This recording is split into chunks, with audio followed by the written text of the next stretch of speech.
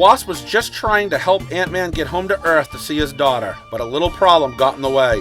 Very little. Subatomic, in fact, as Scott Lang was lost in the vast spaces between atoms. Now Nadia is his only hope of rescue, if only he would listen long enough for her to save them. This book, it's a good book. It's not anything that we'll probably remember 10 years from now, but I think just for a read, just to have a fun read, this is a decent read. Ant-Man's been hanging out with the Guardians of the Galaxy. He wants to come home. The Guardians thinks he's a meatball. He probably should have been dead out in space by now. So he gets one of the Novas to call Nadia, who is the new Wasp. If there's anyone that's going to be able to possibly bring him home, it would be her. She doesn't particularly like him. Back in the past, Scott Lang's the one who stole her father's Ant-Man suit. Over time, Hank Pym was actually okay with him being Ant-Man because he proved to be a hero. But she's still kind of pissed that he went and stole it. And plus, he's a goofball. She says, okay, because it's for your daughter, I'm gonna help you. He's got a gift for his daughter. Some stupid space plant. I mean, it really doesn't matter. It could be a stuffed animal. But anyways, he's got a gift for her. So she says, call back. I'm gonna call you back in 10 minutes and be ready. So she's okay. I made up a thing. You're gonna shrink down to subatomic size, jump onto this light beam, and I'm gonna suck you back home. Suck. But you have to hit it at the right time. Yeah, that's what she said.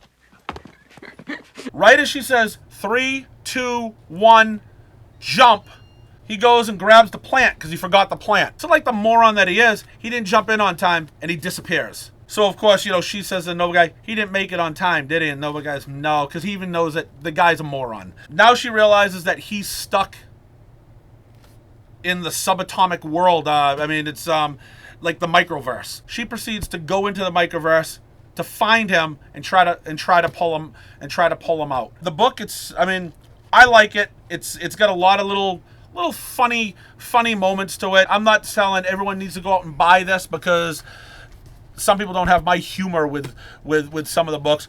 I love Scott Lang.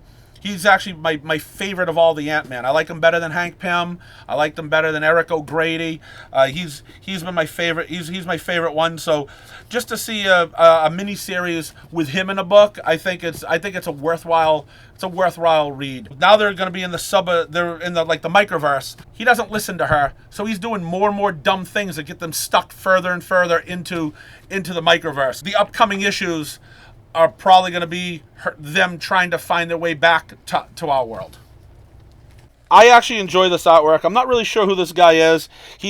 Javier Garron. I don't recognize the name, but his artwork is decent. I like it. And Mark Waid writes the book. Mark Waid, as he's been getting, in the last few years, has been really hit or miss on books, some good, some not. If you go back into the 90s and the early 2000s, pretty much everything this guy wrote was right on. Now, he's got some ups, some downs. I think for a book like this, the issue 1, I thought was really good. And it's just, again, like I said, I don't recognize the name. I probably looked at 3 or 4 other things of his before. I really do enjoy the artwork. These two characters, her not liking him and him just being a goofball, it's kind of works together. It's almost like a buddy movie. They start off not liking each other, and who knows what happens at the end. Maybe they do. There's a little comedy. If you like Scott Lang, you appreciate Scott Lang, you may enjoy this book. I enjoy it. I enjoy the art. But like I said, it's a fun book, but it's probably a book 10 years from now, you're not going to remember it. But it's right now it's kind of relevant. You got the Ant-Man Wasp movie coming out, so they got a few things coming out to relate towards that. I'd recommend it though. I like the artwork because it's still clean. I mean, some of it looks a little goofy with the face, but with me with the art now, some of the art I dislike.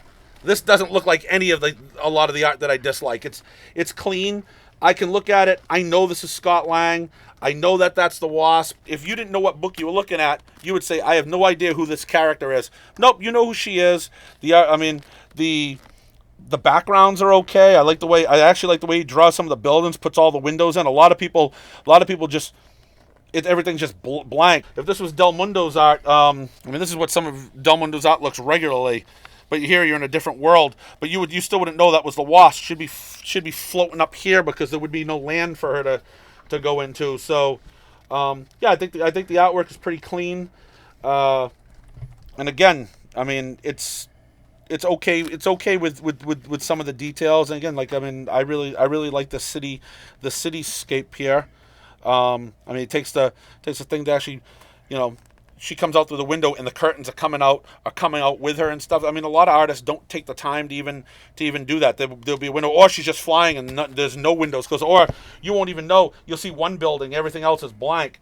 I like the way that he does some of the backgrounds, where a lot of artists don't do much for backgrounds. I wish this guy would draw half the Marvel books that are out there that have some of the worst artwork in the world. I would take this guy over a lot of people. You can actually look at it and understand what's going on, and it doesn't make you want to gouge your eyes out. I mean, that looks a little goofy, but it still looks better than a lot of the other stuff out there, though. Hank Pym Ant-Man was always like a serious book. Scott Lang was a former thief. Stole the equipment, but was still a good guy. And but he's not too bright. And then you had Eric O'Grady, who was later, who used to be a former Shield agent, who stole thing. But that guy just was doing it for his own purpose. I mean, he would shrink himself down just to go down girls' shirts and stuff. I mean, he was just a dirtbag. If it benefited him, he would do something. If it didn't, he didn't. He wouldn't do it. Lang is probably the best out of the three of them. And sometimes you get a little humor with how stupid that he actually is.